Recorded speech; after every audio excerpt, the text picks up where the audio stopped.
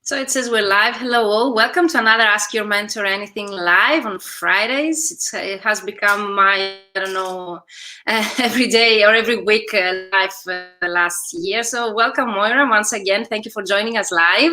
How are you? Thank you for having me again. Thanks. Hi, everyone. It's all such positive energy and about finances and financial issues. I think because you are the creator and moderator of the Financial Success Summit, I think you are the best person. And of course, we have other colleagues as well in the queue. I'd love to discuss this topic with you. So I see people coming in. Let us know in the comments if you can hear us well, if the sound is well, if the picture is well, if the connection is well. I would really love. So let us know in the comments where are you watching us from. So Moira, we are live on LinkedIn as well, in the Facebook group Mentoring for Translators, on YouTube and my public page. For those that joined us today, just a few words. The Ask Your Mentor Anything Live is just an initiative to bring other professionals, colleagues from all over the world in connection with mentees. They are interested in a specific topic. So we have usually another guest every Friday or every second Friday in the Excellate Mentoring or Mentoring for Translators group. So highly recommend you, if you're interested in any topic specifically on any you'd like us to have here together and have a discussion, you can fill in the form. We'll find the description box. Let us know of any relating topic to our profession, the business side of translation, of course, productivity, tech, whatever you would like us to discuss. Today's topic is our online outreach during the pandemic and during times of crisis like we are living. And it's a topic that you had actually had recommended to us as a topic that you would like us to talk about. So I think it was a coincidence, more or less, that Moira also suggests that because she knows what you would like to talk about. We see it as an interview and having a coffee with all of you here. So please use the comments, introduce yourself, let us know if you have any questions. And of course, your questions are going to have a priority here. And last thing, I would like to let you know that I'm on Clubhouse. We had a room previously, so it's a new thing, as if we didn't have many platforms to go live, but I really enjoyed it. Seriously. Yeah, exactly. Because it's only, Moira, it's only audio. So it's easy to do a live. We discuss from people that you would never meet. Like you could be in the same room with Elon Musk, for example, Zuckerberg there, because it's so new and people there are all of them interacting with each other. So if you have an iOS yet, because it only works up to now in iOS, join us, find me there. And we had on LinkedIn topic with another expert on LinkedIn about LinkedIn growth hacks, a room earlier. So let's get into our live here. So please let us know your questions if you have any questions about the topic. And I've seen your questions in the form. So I've seen the question from Chiara. So we're going to address that question later on. So Moira, would you like to introduce? I know that it's the third time that you're here, but we might have some new people. So why not? Of course. Okay. So thank you, Virginia. So yes, my name is Moira Monney. I'm a translator from English into German, and I also work with a group of other freelancers for German into English translations. And I'm also a copywriter, focusing mainly on nutrition brands. Yeah. And I started consulting actually last year on digital marketing. So I would like to do more of that this year. Yeah. Amazing. So you provide consultation on digital marketing to your clients or to other colleagues? Okay. Well, so, I mean, yes, I've been asked to coach other colleagues as well, like after the summits. And I would like to do more of that too. But also I really enjoy consulting with companies. So at the moment, I'm kind of doing like upsells to existing clients, but it's really fun. So yeah, it's really interesting because I got certified in digital marketing. I think it was last summer. So during the crisis, as you mentioned here, I started also digital marketing here in Greece, and I got certified, and it's really helped. It really helps you also for your own business translation to provide consultation to your clients, or maybe to provide better your own work in a better way or more professional.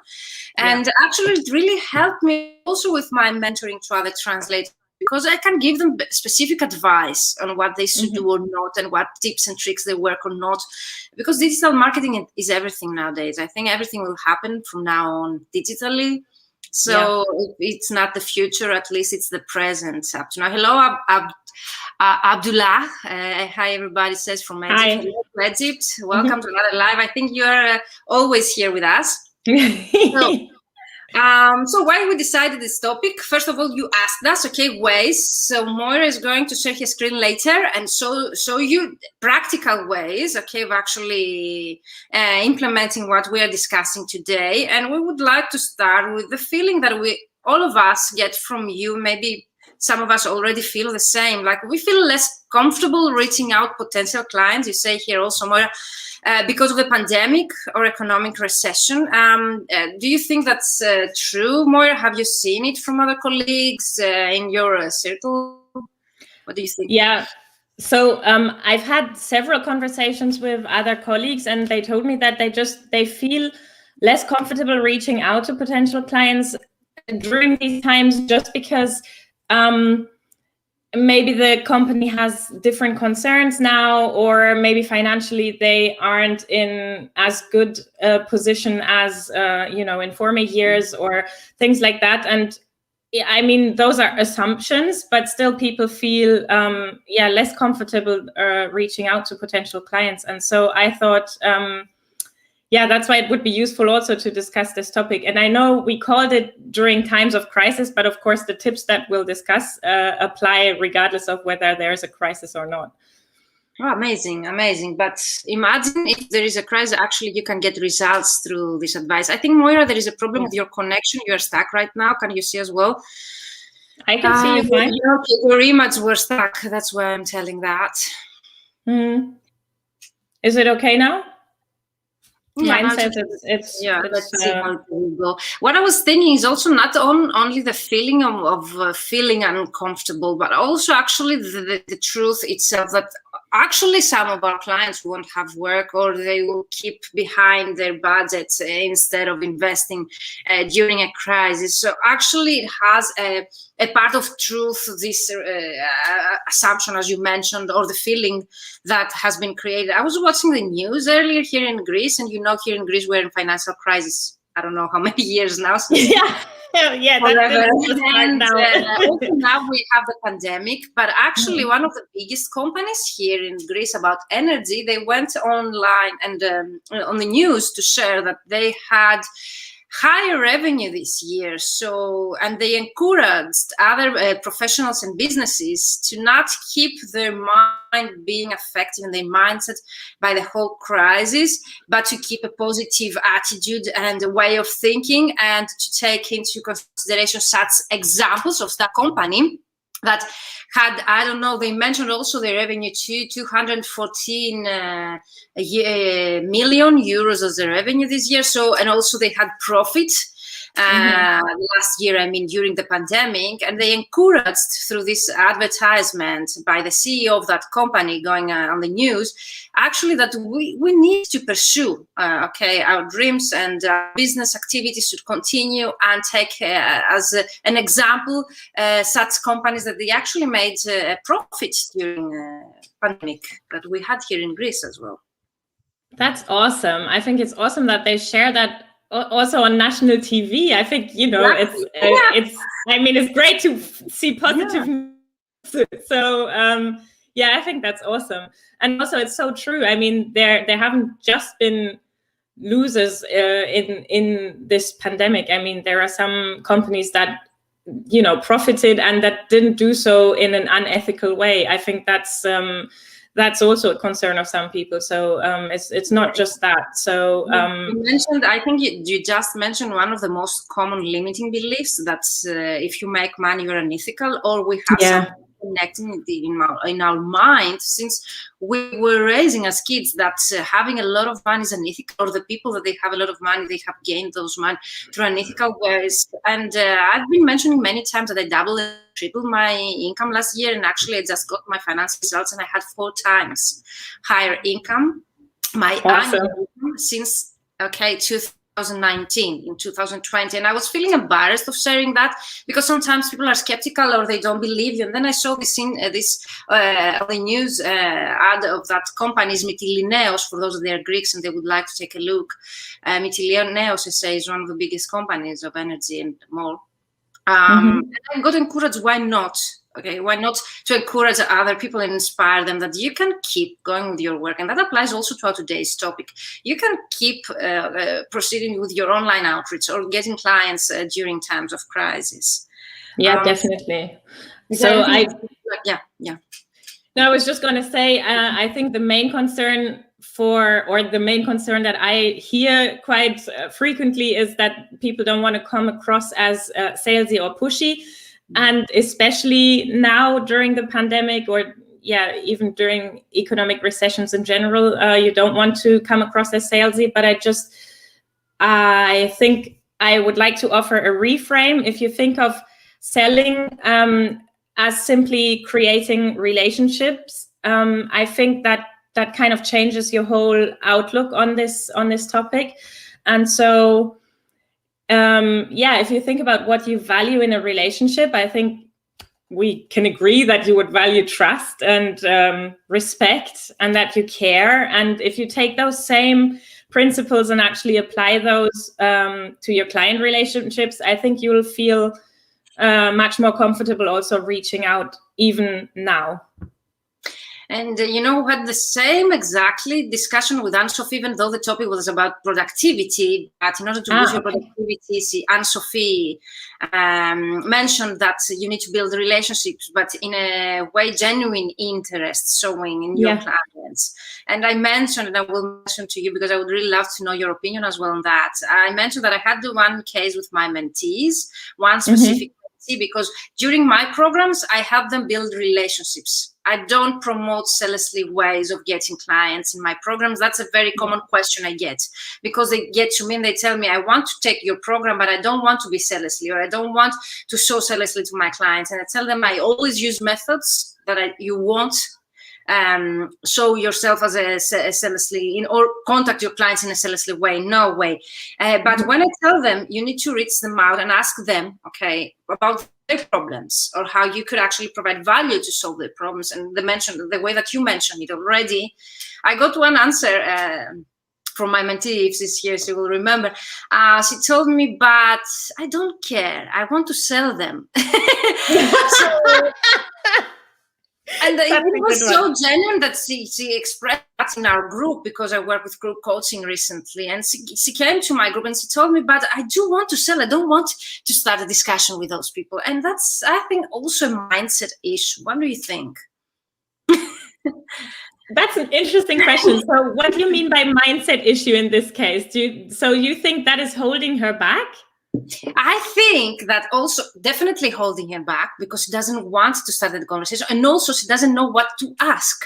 And I want to start the conversation in a natural way, because she has in her mind that I'm going to sell them, so they will realize that I'm faking here. But the way that Moira says here, and I'm trying to describe here, is actually you need to care for your clients. You don't need to pretend that you care in order to build a relationship. You actually need to care about their problems. I don't know if you have any other way to explain that. Yeah, I'm just thinking. I don't think I have come across this. I would like to say to this person, other colleagues, reality, and.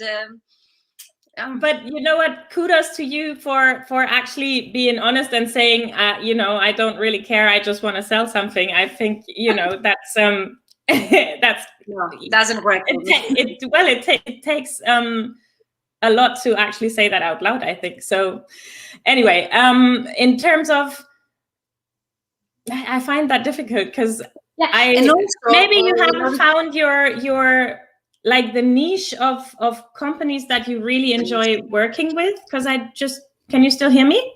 We lost you for a second. There's a problem with your connection. Can you hear me? My connection is at 100%. And now we can hear you, but we lost your last sentence. If you can Sorry. You were saying. Okay, sure. Okay. So I was just saying, I find it difficult to. I find it difficult to comment just because I'm kind of thinking maybe you haven't found the ideal client that you really love working with, or at least that's what it sounds like to me, because I don't know, I really care about my clients, so I find that really hard. And I think the main difference between successful entrepreneurs and professionals in our industry, especially because we know our industry, it's actually they do care for their clients. So they're passionate for what they do. They're passionate about solving their clients' problems. They're passionate about providing value to their clients because they really care.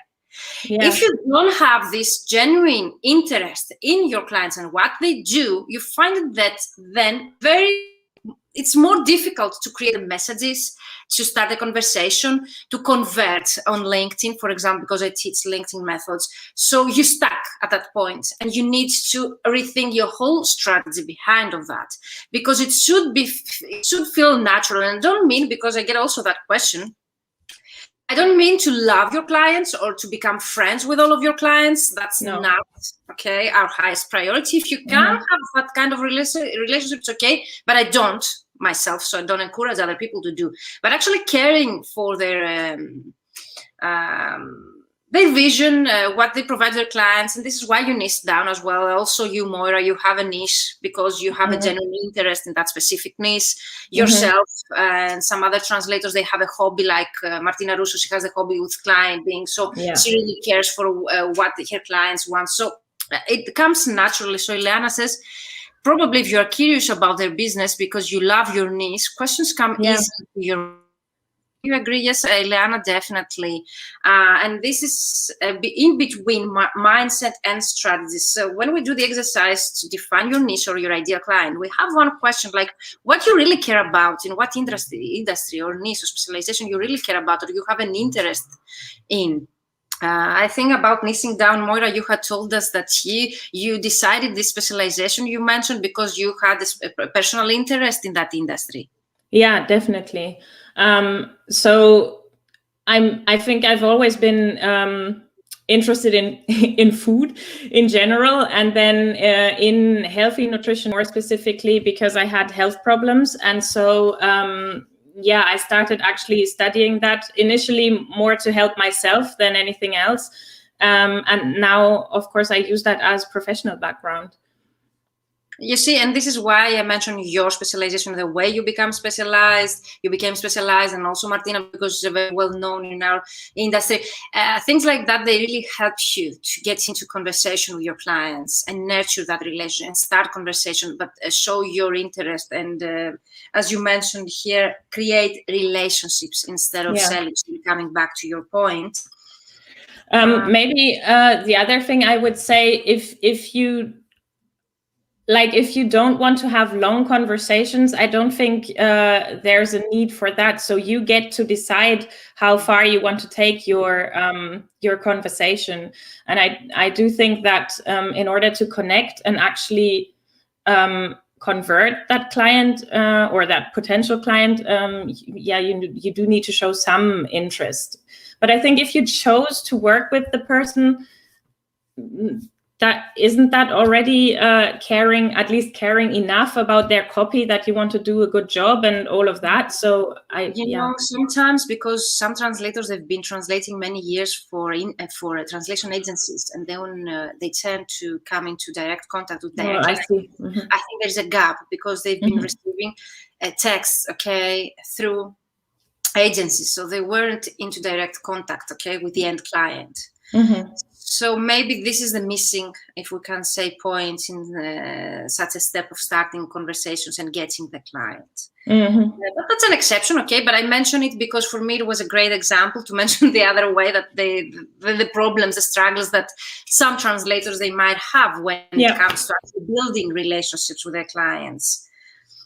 And I mean, the other thing that I wanted to say on shifting our mindset in terms of outreach during crisis is just notice how I think copy has become so much more important during the last year, just because now really everyone is online, and even those companies that didn't pay so much attention to digital things now they do, partly because they might have been forced into it. But I do think that copy in general has gained in value, and so translation is a huge part of that. And I just want to encourage you all to see it that way. You help your clients, and you offer them something of value that actually helps their vision and their business goals. So I think that also helps you feel comfortable in reaching out during a crisis. But you need first to know the value. This is important. This is why we work with our mentees, to know the value and the problem that you solve to your client in order to feel actually, Yeah, definitely. So this is about mindset. So this is really important. That is really helpful, I think, for people that are struggling with their mindsets. Great. So we can go to the more practical tips if you want to. Okay, so about mindset, just recapping, is about simply creating relationships instead of seeing it as selling, and realizing the value that you provide to your clients through your service. Yes. Is that correct? Yeah. And realizing that value has actually increased during the past year, at least if you're working on things like marketing copy or things like that. Anything that has to do with online, digital online. Okay, that's really helpful. So now we're going to the practical terms you mentioned, how we can reach out to potential clients. And now I'm sharing. Do you want to share your... No, not yet. I'll share some general points first. Let's do it. So I wanted to talk about agencies first. And I don't know about you. Do you also get so many more applications during these, because you also run an agency? Yeah, every day, and people, they are saying that there is a recession, there is no work, and I haven't seen that. Only in the first lockdown we had, pandemic, because it was a bit of a shock, I think. So people were a bit frozen to see what will happen. After that, I haven't seen. And yes, recently, since you mentioned that, I have every day 2 or 3 requests from online platforms, from agencies, even directly, that they want to work with me, or on LinkedIn. So yes, definitely. Awesome. Oh, I meant actually by other translators wanting to work with you. So I receive a lot of CVs and stuff every day, and it's definitely like the number has gone up massively during the past year. And the applications, most of them, they aren't great. And so I'm going to share a few pretty basic points, but I think it makes sense to go over them again. So just in terms of the... just in terms of the process. So I'll share my screen in a minute, but to show some actual examples. But just in terms of the process, I do think, like you mentioned earlier, I think it makes sense to have a niche, or to think of a specific specialization and niche that you want to contact, because it makes your research a lot easier. And I think it will also increase your, your chances for success in terms of results. And so you can, of course... They trust you. So for example, you as translator and business owner, you would trust someone that they have a specific niche and they can showcase their expertise and their background in that, in order to delegate a project or assign them a project. Yeah, definitely. And I do think it makes a difference if you say, I'm an expert in ABC, rather than saying, I serve all markets, all languages, all, you know what I mean. And you know how I get so many comments like, I recently found out about niching down and the importance of it. And thank you for showing the importance of niching down through your lives. So I think something really people, they don't know still. And I'm not referring only to starting translators. Hello to Budapest. Great to see you both. Is that Chaba? Who is from Budapest? Hello. You see the comments? No, I haven't seen it yet, but I think it's the right part of your screen. Okay. No, I've just got the question there. It's okay. I need to switch to comments. I am so sorry. You know me. Anyway. Okay, it's okay. Okay, fine. So in terms of, let's go back to the process then. So the niching down, you mentioned. Mm-hmm. Yes. So I think a good way to do it is to go to either payment practices or even the pros blue board, because there you can actually find well-paying agencies who are nice to work with, and you've got actually a possibility to vet them before working with them. Can you still hear me actually? Because yours, yes, okay. There is a bit of a delay in the screen in the picture, but that's okay. The sound is okay. Okay, good. Oh, hello, Chava. Yes, so in terms of the payment practices board, they've got this PP reliability score, I think it's called, and you can check whether their payment is usually on time. And then there's also a translator approval score where you see whether a translator would be willing to work with that agency again. And then you can basically filter out the well-paying, nice agencies, and that way you can just contact those basically. So if you decide to work with someone just having a score, I don't know, with 4 or higher, you actually have a way to do that, rather than just looking on Google and having no way of knowing whether they will actually pay you. And then like I said, if you have a niche, you can also Google and actually then find like boutique agencies who work just in that particular niche. I know there's someone in Germany, for example, I think she's done a really good job in niching down, and they provide translations for like the whole pet industry, like pet and pet food, and and she's done such a great job in terms of branding. I think, if someone asked me now, can you do a translation for, I don't know, horses, I would refer the person to her, and I don't know her like personally. So I think, that's a good way to do it.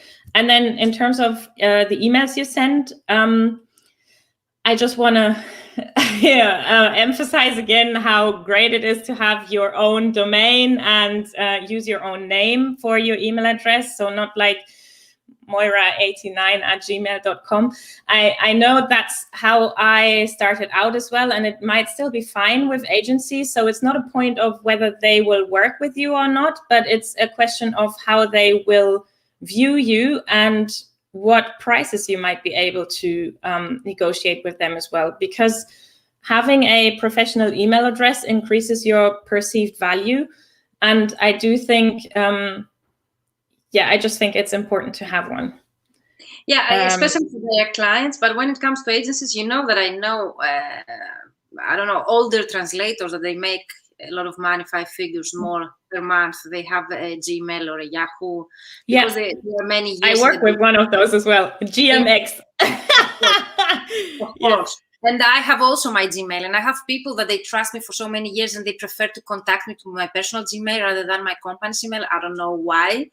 But what we are trying here to tell you, and Moira is trying to explain, is not how exactly to find clients or how to apply to agencies, because this is a topic that we have covered many, many times. What Moira is trying now to tell you is actually how to overcome competition and how to be able to increase the chances of getting a job or a client during such difficult times and during these times that there is even more competition in our field. So this advice that we are sharing here, and Moira is sharing the tips, are actually to be implemented because of the crisis that we are living, because of the competition that we have, and in order to increase the chances to actually get a good client nowadays. Yeah. I do think the tips hold true outside of the crisis as well, but you're right, it definitely helps you. Yes. I'm saying that because some people, they might tell us, okay, we know payment practices, we know where to find agencies, we know how to write a CV, so so many ideas, but it's really important to niche down. It's really important to have, for example, a good CV. It's really important to identify agencies that they undertake projects in your niche rather than to send to any agency you find online. So those are the tips that Moira is sharing today in order for you to have better results in your outreach. Yes, Virginia, if you are happy to share my screen, then I can go through some do's and don'ts. And the don'ts are actually, let me know when you can see my screen, actually. I can. I don't know if you can. Okay, good. So let us know in the comments. Let us know in the comments if you can see actually the slides. So you've got some do's and some don'ts, and the don'ts are actually from emails that I receive on a daily basis at the moment, and it's just for example, I really would like to encourage you to find out a contact name before you actually contact the person, or at least say dear vendor manager or something like that. I receive a lot of emails with dear sirs, and I don't know about you, Virginia, but I personally find that a bit offensive now. I received so many emails without text, if you can imagine. Or really? Okay, so that's even worse. So yeah, I see, and this is why I have created the guide here. I had created a guide about CV writing for the Certified Translators Association. It was created in Greek, and we had most of the tips that you described here. So it's really important to have, and I see here 2021 translators professionals that they have graduated for a translation the department of a university, and they still send a CV without subject, without text at all. Not even a name that you mentioned. And I don't want to take your time and discuss about the content of the CV itself, because it's another whole... yes, that's a whole other show. No, true. But it's just, this is really just the email and the subject line that you see at first glance. And so I had one today that said, to whom it may concern. And I just think that... I would be much more inclined to work with a person who contacts me and actually took the time to find out my name, because it's not that difficult. If you go on the agency's website, you'll find something better than dear sirs to address the person, I would say. And then also, if you have contacted an agency that is in a niche specialization, make sure you have the same niche. That's kind of obvious. And if they work only in specific languages, and your language is not part of that, you could still send them an email, but then show in your email that you've actually, done your research, and you just say, I know you don't usually work with Dutch, but if you ever have a need, or if you can refer someone, I work in the same niche, and I translate from English to Dutch, or something like that.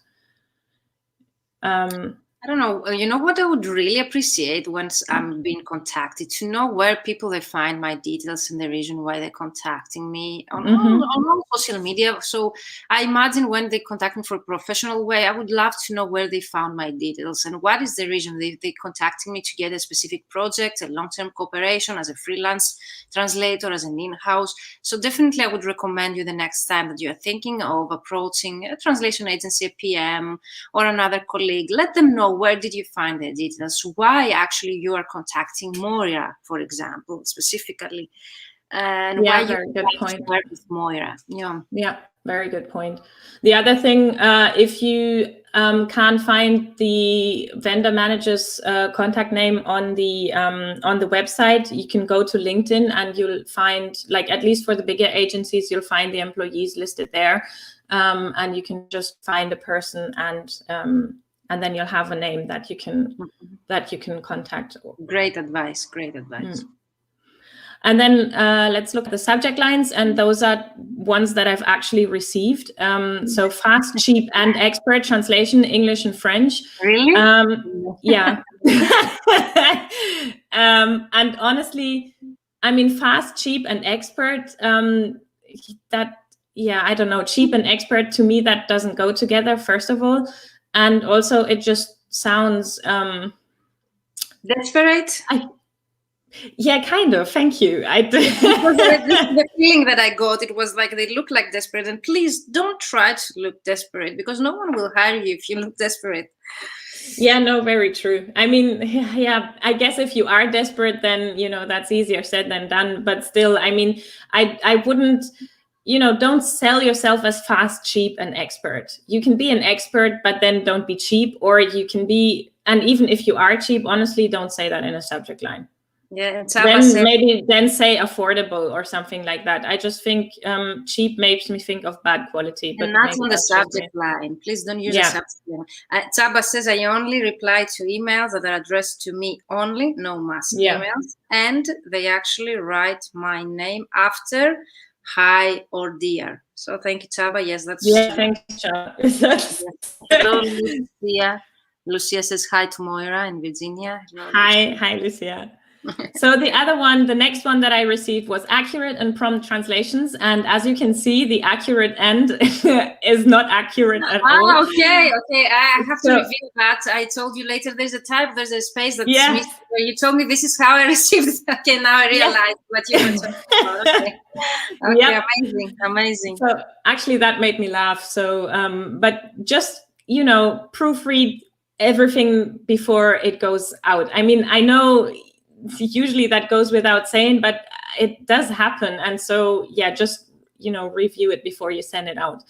The next one was something to that, because it's really, really important. I get so many messages from starting out translators. They tell me, for example, that I'm very good at English. For example, my English is like I'm native.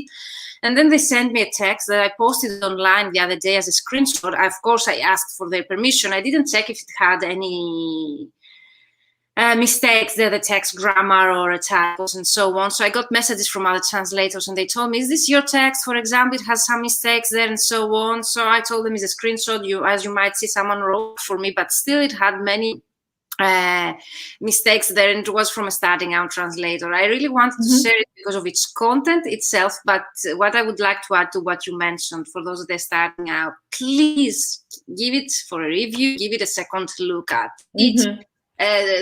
You can give it to someone else to proofread it for you, but definitely it's our profession that way, that we need to provide a perfect copy, even if it's just a text or a testimonial. For example, you write me many testimonials to be shared. It's really important not to have mistakes, and especially great ones, but also simple, like spaces here that Moira says. I think that's a really good point that you mentioned there. And especially if it's not your native language and you're sending your application to an agency in your source language, then you might want to actually, find a partner that has the same need in your native language, and then you can sort of swap copy and correct each other's applications and stuff. You know what I mentioned that because some translators, especially when they start out, they think that they are perfect or their English is perfect. Or they tell me that they come to me and they tell me my English is native, and I guess that they have a very good level of English nowadays, kids and the newly graduate translators, because English has become in our everyday life. Okay, but still you're not maybe sometimes good as you might think, and this should be a reason to keep you behind of reaching your goals and your clients, but a reason actually to become better and maybe work on that, like the ways that Moira just mentioned. That's a great advice, because for me it has become so common recently that I hear it from starting out translators that I'm a bit concerned. That's very interesting, actually. Yeah, isn't it? Yeah. So I definitely agree with you on that one. You mentioned it already, but I would like to give you a true example of that I have worked with. Yeah. All right, let's go to the next one then. So that one says English and German to Italian translator upon request 24/7. The reason I put that one in there is because of the upon request 24/7. Don't put that in there unless you're seriously prepared to answer your email 24/7. And I really wouldn't recommend that. So it's unless that's what you love to do or whatever. But it's zealously. For me, the main point here is not my main concern is not if they're going to be 24 hours per day, okay, if they want, okay, or if they have a team that they're changing, for example, hours, I don't know, during the day. But for me, it's zealously. So it's opposite to what Moira is trying to tell you here for about 40 minutes discussing, not be zealously, okay? So 24 hours for me. 7 shows a bit zealously, or the fact that they mention fast, cheap, and expert. Also, it's zealously, isn't it? Yeah, that's salesy. Yeah, that's true. For me, that's even worse. Yeah. I mean, it's interesting that you say that. I mean, the first thought that I had was burnout. So it's Well, not my even first the. was that they are sellously and they are not the right Okay. way to market themselves, because even if they are providing that service, it's not the subject line that you put in. And also, if you are a freelance translator contacting a boutique agency or a team of translators, this is not the subject that they are expecting from you to see, I suppose. Okay. No. And then the last one, my word is my bond. That really doesn't tell me as the potential client anything about what you have to offer. And so I just want to say, and I get quite a few of these, and I know it's people trying to be creative, but I don't get cute in your descriptions in the subject line. People need to see what it is that you offer, otherwise they won't even open it. And Ileana says, does this person sleep? Yeah, exactly. That's what I was thinking. You had the same. Yeah. I would like to add something to that. Yes, the go last ahead. line. People, they think, translators, they think that this is their headline or their unique selling proposition. Your unique selling proposition or headline should include keywords. By keywords, I mean the services you provide, your specialization.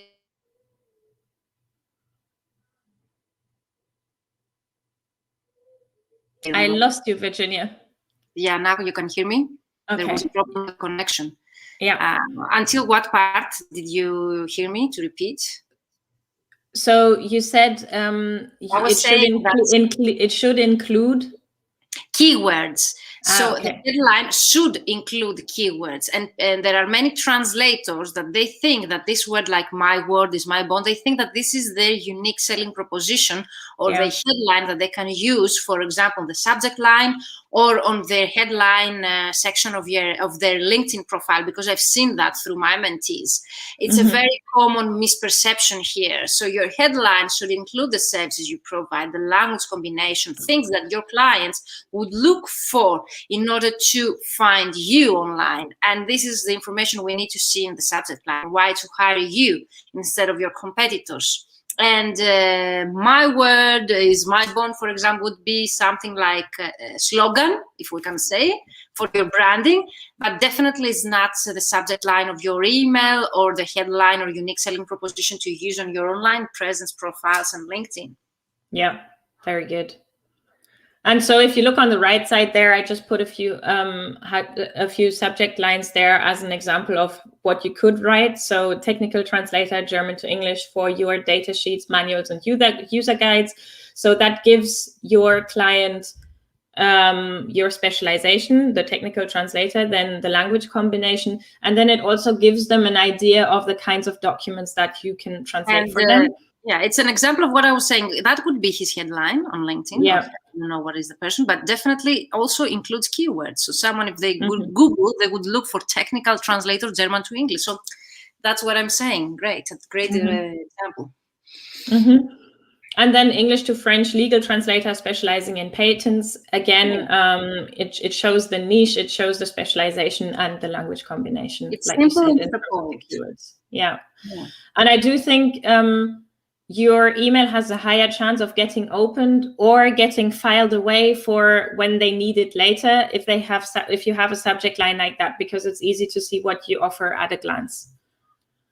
Yeah, and then just in terms of the content, and I know we'll do that very briefly because there's just so much more to say on this. Yeah, please. We can have another live for English.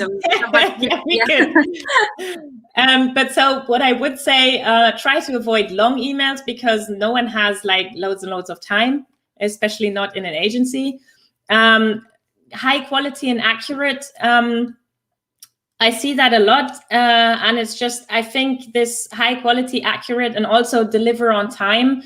I need to see more than that in order to decide to work with you, because those are the things that I actually expect as the baseline, if you like. So I think as a translator, your work should be accurate, it should be high quality, and you need to deliver on time. So what I want to see is what makes you special. Why are you the person for the job? So you need to find some other things to say.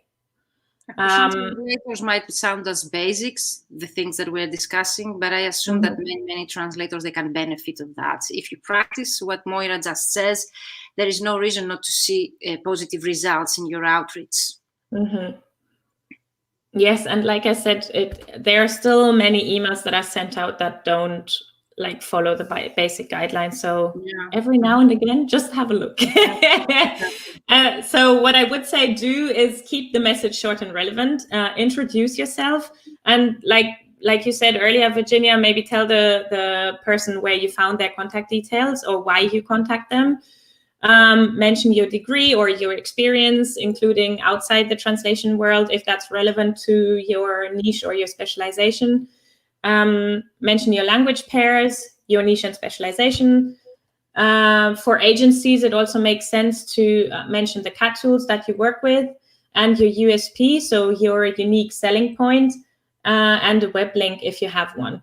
So in terms of the USP, you explain why, they should work with you specifically, the value that you provide. And so that would, for example, be the particular background that you have, or other things. So you would need to think about what exactly is your unique selling point. So just as an example, I usually say that I'm not just bilingual, but also offer like a bicultural view. And I have a marketing and account management background, so I really understand the end client. And I think if you put your different experiences together, you can come up with some selling point for yourself as well. Would you like to add something to that, Virginia? I'm adding a lot. So I think it's perfectly fine and described here. I don't have anything to add. Thank you so much for sharing that. At least if you can keep it as simple as Moira explains that, you will see great results in your marketing. Yeah.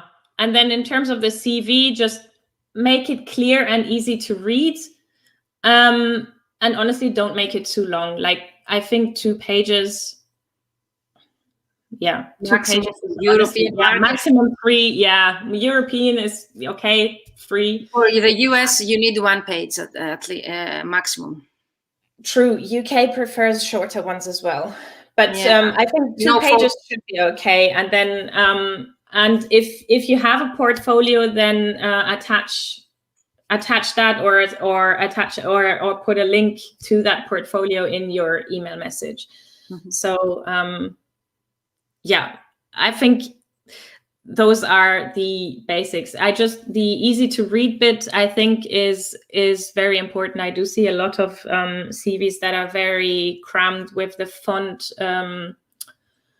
with not easily to read font and things like that. So just make it as easy for your client to read as possible. I have a 3-hour workshop about CV writing. So imagine I could talk about hours, but I don't want to get into that much about CV writing. But you have here the main points about CV writing. So I think it's very clear what we mean. Okay, if you have more questions about your CV or what you would like to include or not, please use the comments and we will see them. Either you are watching the recording later, we will see and we'll reply to you back. But now you have the chance to ask Moira anything. So use the comments below to ask us anything. Maybe shall I wait? No, let's continue. And if we have any questions, we can come back. Okay, so I'll briefly just show you the thing about reaching out to direct clients. So there, I mentioned online networking. So those can be either events or webinars. No specific online networking events or networking in like comments to those potential clients' posts or things like that. That's what I was thinking about. And then webinars and things. I think what works really great are actually industry-specific events.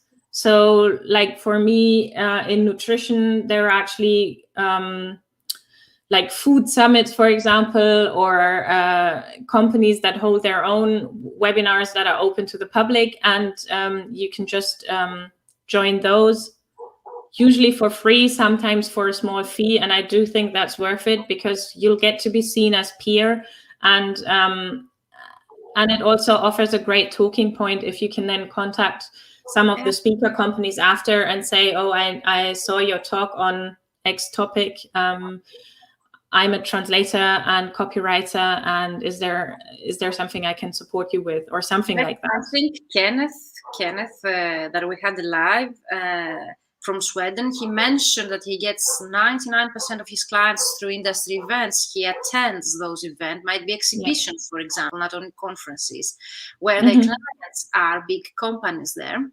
And this is the way that he gets 90% of the clients. So this is really interesting. And I know also Sarah Henter, that she attended about medical industry event online, actually. And she had an online booth, digital booth at an exhibition as an exhibitor, online exhibition. So there are many. Awesome.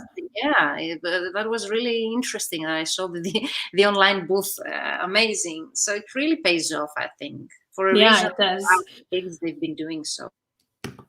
And honestly, don't think that you necessarily need to be an exhibitor or that you need to be far along in your translation business or something like that. I think you can make great contacts as a normal attendee as well. And some webinars that I attended last summer, that was just actually to see some of the trends in the industry, and my only contribution was like, hello from Germany, and and I still got a client from that. So it works. Okay. Yeah, it does. Then the other thing is, of course, personalized LinkedIn connection messages and email. And actually, I can stop sharing the screen now. Okay, that's it. Okay. And then we can just talk about the messages. And so I'm removing. You won't add it again, the slide? Yeah. Okay. Shall I stop sharing now? Yeah. Because then I can see you again. And also, I just noticed that... oh, no, it should be okay. Yeah, now it's okay. It's okay. What did you notice? So that people could still see me while I was sharing my screen. Yeah, and I was mostly looking at my desk. And then I realized that you were not smiling because you don't see No, us. because I couldn't see any. Well, sorry, people. Usually I'm smiley. I know it's difficult to speak without seeing the other person. So yeah, it's weird. So I think that's why I was going like this. It's very valuable, the advice that you just said. And I know many translators that they get the direct clients like that. And I've been an exhibitor in exhibitions. And yes, definitely it works to be an attendee, but you need also a strategy how to attend, to be prepared, to make a list of the people you want to see or attend any conference, speaking engagement, so on. And we've discussed in depth with Kenneth, so you can live or on my YouTube channel, my Facebook page, so everything's there. So let's talk about messages and emails, and then we sum up. Yes, and we sure. have your questions, of course, once. So, oh yes, we need to still answer the pricing. Yeah, there is at least one question. Okay, so in terms of LinkedIn connection messages, maybe I can just read out what I usually send, something along those lines anyway. So, hi, name. I hope you're well. I'm a copywriter and English to German translator, specializing in helping nutrition companies increase brand engagement through their content. I'd love to see if I can support you. When would be a good time for us to talk? Best wishes, Moira. I have a comment on that because I did 3-month training on how actually to convert, through clients through those messages. This is the connection note that you send, or this is the follow-up method when they accept your connection request? No, I do it this way because the connection this is the note. Yeah. Because I found it quite long for the first message in the connection note. I found it long. That's a great way to introduce yourself. Have you counted the conversion that you have? How many messages you send and how many responses you get out of that statistically? More than 50%. Okay, so they convert. My opinion on that is actually when they convert, you do two things. Either the message is very good or actually you target the right audience, which means for my opinion, Moira sends her message to people that they actually need her services. Otherwise, your message, Moira, might sound a bit of selflessly, because you actually directly, without knowing the person, you introduce yourself and you ask them for a second call or appointment, and you tell them to help them with your services without even having started a conversation with them. So for me, theoretically, that might sound a bit of selflessly when you don't know the person, but if you target the right audience, which means you have made your online research and you have identified your online ideal clients, then might have that conversion rate, which is actually really good. I have more than 70%, but my approach is actually to introduce myself and to sell in the second message. Actually, I'm going to discuss that in depth next week. So you gave me a great opportunity to just mention that next week we have the 5-day challenge. And among the 5 days, 1 day is specifically devoted to how actually contact your clients through the messages. And thank you, Moira, for mentioning that. But 50% that you mentioned and more is a great conversion rate you have. Yeah, I think so. That's fine with me. That's very good. Yeah. And actually, I didn't come up with the message structure myself. I followed this from a sales training that I did. And the reason that we ask for a second conversation in that first connection message, it's true that you'll have fewer people connect with you than if you just said, I would love to connect, rather than I'd love to see how I can support you, when would be a good time to talk. You'll have fewer people connect with you. But of those connections, the sales conversions will be higher because you told them in the very first message what your intention is. And actually, for me, that felt better than saying I'd love to connect and then have a conversation to then try selling something. Because if I know what you mean, and that way you save time when you actually want to sell and you are bold to start conversations. But because what I teach is actually based on LinkedIn trainings and not actually selling, that you get a higher conversion rate if you don't actually ask them for a call or something that they wouldn't be interested in the first message. So what you do, instead of actually converting sales through your message, you actually expand your network with ideal clients, and then you get them in the sales. But it's different approach, and that depends also on the personality and the goal that you have to convert. Some people, they want to expand their network and sell later. Some people, like you, are more direct and they start right away to sell. My approach is a bit more indirect, but I would love, and I would probably respond to your message if I was your ideal client, of course.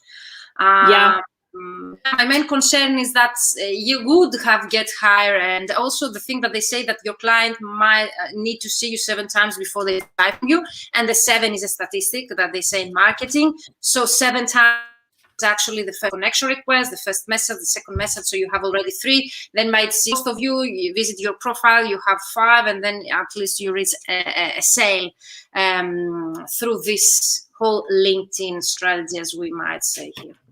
I'm loving this discussion, Virginia. I can talk for hours, but please join us challenge next week for you to know more. But it's really interesting. I do think we need to make a distinction here between business to consumer marketing and business to business marketing, because statistically, business to business, you need fewer touch points, because they actually, I mean, I know there's still a process of know, like, and trust you, but it's not as long as business to consumer. And I do think that we can keep that in mind as well. B2B is actually much easier. Yeah, and also, that recently, based on LinkedIn statistics, such messages that you're actually trying to sell through your first message, and I'm not telling about yours, but in general approach, has been identified by LinkedIn, and people are getting messages that you are trying to sell to people, and you need to stop contacting people with selflessly message. So I had one client who got to receive this message. So most probably his message was considered by LinkedIn as a selflessly message, or was restricted or banned by one of the recipients, or characterized as a spam. What a great discussion, says Dorota. I agree with both of you. I think that the message you send depends on what you want to achieve and in what time, and of course on the person you send it. It's really important that, and I know that I'm telling that to Moira, because Moira, she has made her research online. She has identified her ideal client. But if you're not like Moira and you're sending this message, most likely you won't get the results that Moira gets, 50%. And if you do it the way that I do, and if you have the time and the energy to do so, you might get even higher, like 70 to 90% conversion to your acceptance request. But that's also the goal, what you want to achieve. Some people, they don't want to expand their network. They might want to sell right away. Yes, and also I think it depends on what you feel comfortable with personally. So personality, character, but I think your industry, your clients also. Yeah, true. Let's talk a bit about emails. I think yes. In terms of emails, so I first of all make sure that it's actually like legal in your market. So I can't send out cold emails here in Germany. So just as a side note there. But if it is legal to contact your potential clients via email, then again, find some kind of touch point, like why you're contacting them, and introduce yourself. And then you might want to say something like, I saw your recent article in XYZ magazine about your expansion into the German market. I can imagine that your German translation needs will increase going forward. And then again, I close with my standard. I'd love to see if I can support you. When would be a good time for us to talk? I love it. Email might be more direct because it's email marketing and you do not need to go back and forth many times. So it's definitely worth it to be that direct as it is. That's a great example. Thank you for sharing with us that, Moira. Do you get, have you counted your results with this email? Do you have no, because I don't do much email now because it's not legal in Germany. Sorry? Because of the GDPR law. It's actually the unfair competition restriction in Germany. So even before GDPR, it wasn't allowed. We're just not allowed to do that here. And my main target client at the moment is German, based in Germany. And so, at the moment. But if you have clients in the US or outside the European countries, then definitely you can try kind of marketing. Thank you so much, Moira. Is there anything else you would like to add before I ask you the question we got? No, I think we can go to the question now. Of course, if anyone has questions, then just now it's your time for your questions. Please take advantage of us having us here. So if you have any questions, use the comments below. So Chiara, she used the form and she asked when and how is it suitable to raise your rates with a company you've been constantly and nicely collaborating? Mm-hmm. It is a great question. Of course, it's always more difficult to raise your rates with a company that you are already working with. It's much easier to keep your rates, I don't want to say the same, but just increase a tiny little bit. But if you want to make a bigger jump, it's much easier to do so with new clients, and you just apply your new rate to them. But if you really need to want to raise your rates with a company that you actually like working with and you don't want to lose them, then I would say in terms of when, the beginning of the year is a good time, and then probably halfway through. And then I would show the client what you've done in order to increase value. So, or show the value that you have provided to them over time. So for example, I would say, I don't know, as you know, thanks to, okay, so this is just off the top of my head though, you need to tweet that. So throughout the past few months, your ranking on Google of your website has increased by 130% thanks to, or partly thanks to my copy and translations that I provided, or something like that. And I really enjoy working with you. My new standard rate from January onwards is X.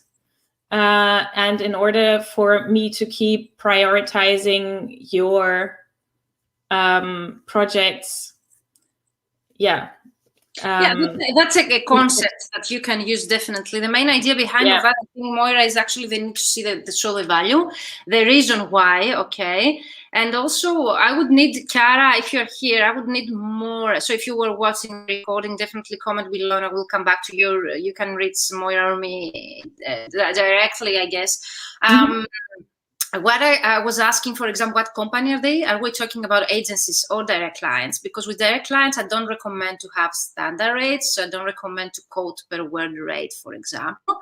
So I guess there it's easier for you to hire the rates per project rather than per word. So I don't recommend to charge per word or to quote per word your direct clients. So if we're talking about direct clients, then another reason why not to charge or quote per word is this one, because you cannot, there is even more difficult to raise your rates. If we're talking about agencies, I can tell you that you can negotiate, you can discuss. It's difficult, but I have had an example with one mentee, and she told me that I've been overwhelmed. I've been translating. She was a medical translator, and I don't have any time for my personal life.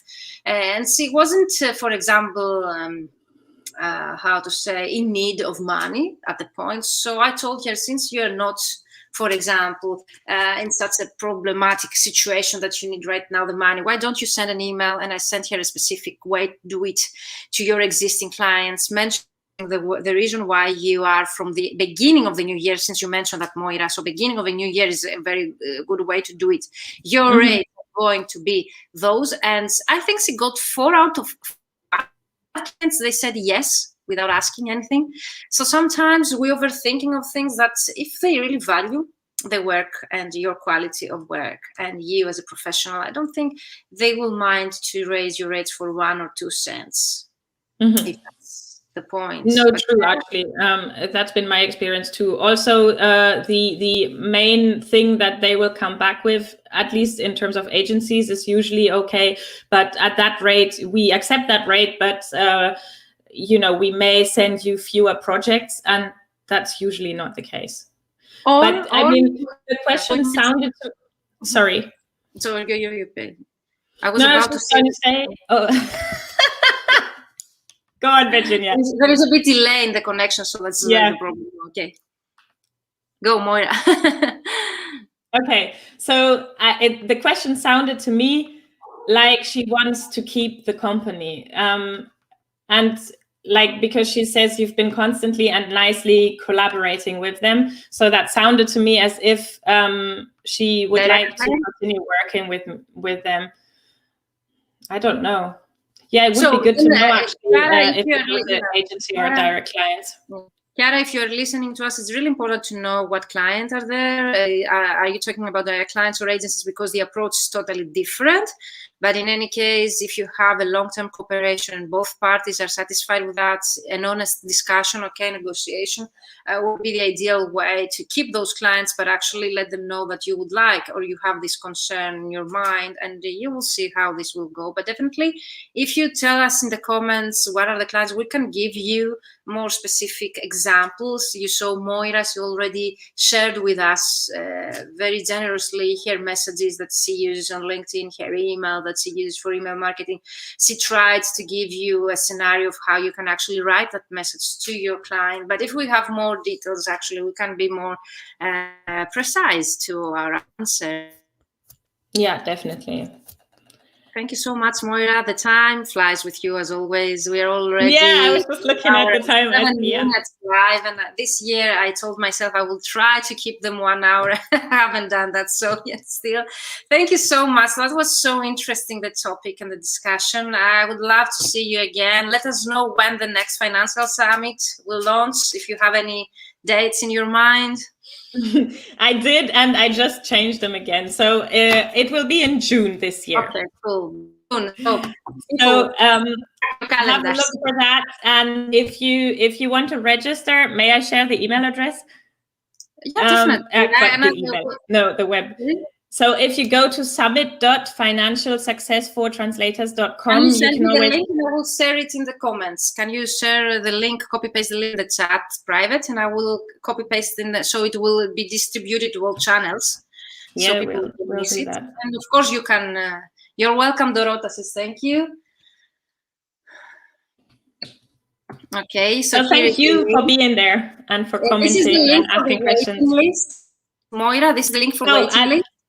Yes, at the moment the old summit is up there, but you can register and you'll get notified once the next summit goes live. Okay. So yeah, if I'm sharing in the comments, you will find the link, and maybe we need to do it manually in the Mentoring for Translators group. And I'm sharing also my LinkedIn 5-day free challenge to join us. You still have time because we start on Monday and we have more than 600 people awesome. Join us all over the world, and I'm so happy. Don't forget to actually join the Facebook group because the challenge will take place in a specific created private group for that specific reason. So definitely check your emails. You will receive specific details about the upcoming challenge. We start on Monday, but I have a welcome live this Sunday, Moira, so as to explain how to make the most of this challenge, how the challenge works, and so more because people are asking questions about the training itself. Mm-hmm. So that was it. Thank you so much, all of you, for 1 hour and 10 minutes. Thank you for your contribution, your comments, your questions. If you come up with more questions, definitely you can tag us later on in the comments, and we would love to get back to you. Moira, thank you so much once again for your positive energy, your practical advice, your smile, and hope to see you soon. Yes, hope to see you soon again. It's always fun to be here with you. Thank you for having me, Virginia, and thanks everyone. Thank you so much, Moira. Thank you, all of you. See you next week. Bye-bye for now, and see you in the group. You wait for me, Moira, in just a moment. Mm-hmm.